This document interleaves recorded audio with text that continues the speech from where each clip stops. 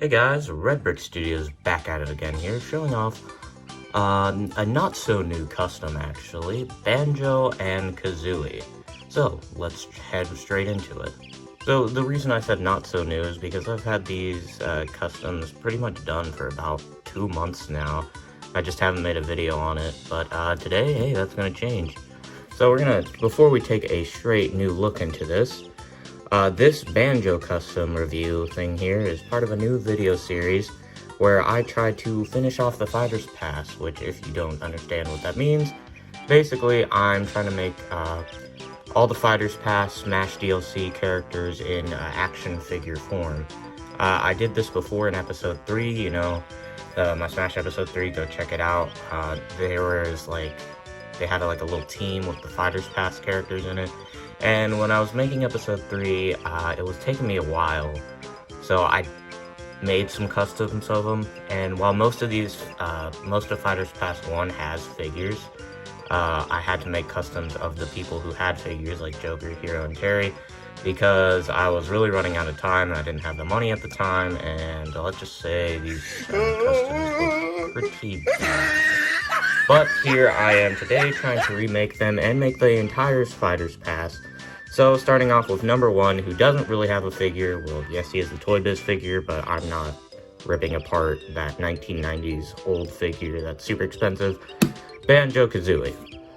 So starting off with how I made this bear and bird duo, I used one of these old 2010 Playmates Ninja Turtles figures. I had 2 Michelangelos laying around, so I was all like, hey, you know, this would work perfect. But it was, like, you can barely even tell it's a Ninja Turtle now. I did so much customizing to this guy. So, for the starters, this, like, fur effect here was all made out of hot glue. So basically, I took the Michelangelo's head off and then just hot glued over the entire body to make it look less like a turtle and more like a bear with fur. And the pants I used fabric with, I 3D printed the head, hands, and feet, fabric, and then I made the backpack with craft paper and craft foam. I know it doesn't look the best, but I had to make it big enough to hold Kazooie. And yes, Kazooie is removable, so you can just have Banjo by himself without Kazooie in the backpack. So Banjo's a pretty simple build. His head is removable, and he does have 3 interchangeable heads. One for a open mouth Banjo, a happy looking Banjo, and then we have this angry Banjo here with his teeth, you know, angry looking when he's ready to smack you. As for how Kazooie was made, she was entirely 3D printed, and this was the first time I actually 3D printed my own type of joint. And actually, it's not really my own. I took this model off of Tinkercad of action figure joints and tested it out, and it works really well. You can swivel it. While the joints are a little weak because these feathers are huge, you can still get her in the pose you want pretty well. And no, she's just not just like this. Kazooie comes with a bunch of different accessories. For example, you can put her feet and tail into her and remove them very simply by just pulling the tail out. And the legs, which are still articulated, you can still kick up and down. And then you can just kick off the legs and slide her right back into Banjo's backpack, which I still have Banjo's angry face on. Kazooie also comes with a ton of different head swappable pieces, more than Banjo actually. So for her first one, you just have these closed beak. I used a toothpick to be able to remove them, and you can slide in an open mouth Kazooie. You can take that out, and she has 2 different angry faces. One where her mouth is closed. It's a little difficult to get this one in, and the toothpick does kind of stick out a little bit, but she does have an angry face there, and there's a little bit of a line here, mainly because Smash models are very difficult to print. The Smash 3D character models were not made for 3D printing, and usually mess up half the time, but especially this one, but I was able to get it to work. And finally, her last face is her very mad face, where she's out there screaming at you. You can even make them perform the trot run move they use in the game Banjo Kazooie by removing the Kazooie feet, and there are little holes in the backpack which you can just plug into, and then boom. It's not the perfect balance, and they're probably going to fall over a lot.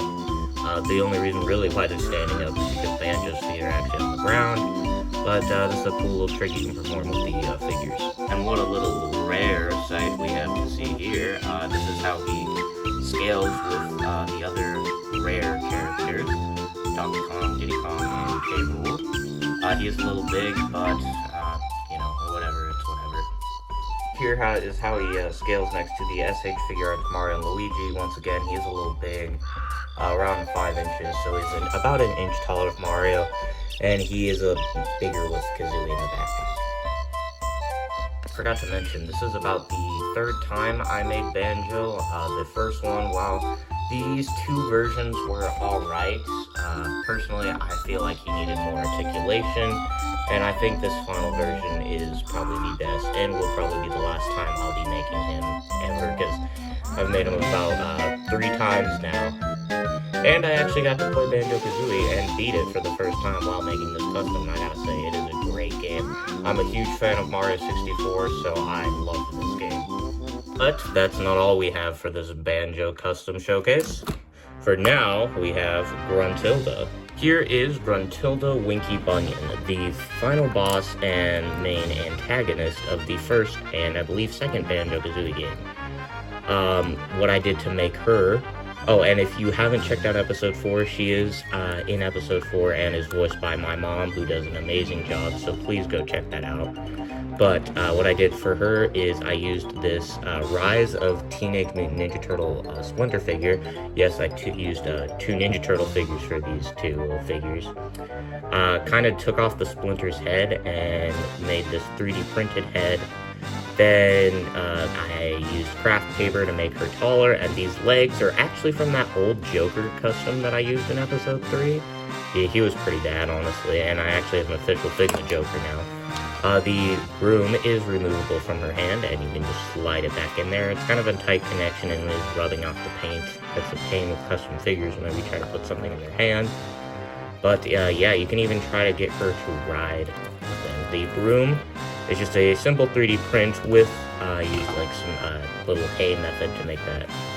It's actually string, it's not hay. It's just string to make it look like it's hay and make it look like an actual broom. You can kind of get her to ride it.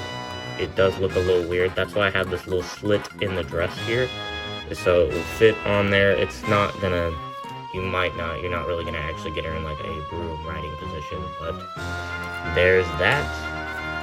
Another one of her little accessories is the dung pot here, ding pot, I don't really know how to pronounce it. This is her little pot she uses at the beginning of the game to see who's more beautiful than her, and it's 2D, you know. And is also at the end of the game, which takes you to the final boss.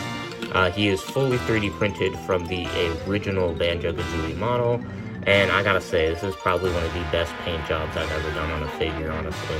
Well, yeah, you can still see a lot of that 3D printed. I believe it's called Elephant's Foot. I'm not really sure. I really needed to sand this down, but I didn't. But still, the paint job I think is amazing. Just don't look in there. She can even kind of grab... No, she can't. But you can have her in like a cool pose where she's looking down at her pot. And one of my main problems with her is she's a little big. Here she is next to K. Rool. I mean, they kind of work together. I tried making K. Rool kind of like a love interest for Gruntilda, thinking that was funny in the series. Go check out episode 4, where you see that in action and happening. Yeah, she is a little big. The hat does make her taller, but I still think she's an alright size. And that about wraps it up for my new Banjo Kazooie little figure collection here. I was planning on making more. I really did wanted to make the Jinjos because that actually had an action figure 3D printable model, 2D bottles and Mumbo Jumbo, but I actually really never got around to doing that. I don't know, maybe I'll make them in the future, and if I do, and if this video does get a lot of likes, views, I will definitely make part 2 with Mumbo Jumbo, 2D, the Jinjos. If you guys want to see that, I will definitely do that. And here's the Fighters Pass so far. I'm actually pretty close to finishing the first one. We have Piranha Plant, which is just the Jax Piranha Plant, which I painted the base brown to be more accurate to Smash. Joker, the Figma Joker. Hero here, made by Bring Arts. And my new, well, actually kind of older custom Banjo and Kazooie figure. Basically, all I need left is to buy a D-Arts Terry, which I've been trying to find a good deal on, and finish my Byleth custom, which I have been working on and is pretty much 90% of the way there as the time I'm recording this video. He's pretty much finished, and I will probably have a custom video on him next week, so stay tuned for that. And then I head on to Fighters Pass 2 to finish that off. Reason why I'm doing this is because pretty much the entire Smash Bros. DLC is going to be in Episode 5, so stay tuned for that. And anyways, thank you all for watching. Stay tuned, I have a lot more custom videos to make because Fighters Pass 2 has a lot of customs I'm going to have to work on. So anyways, thank you all again for watching, and this is Redbrick, and Redbrick out. Peace.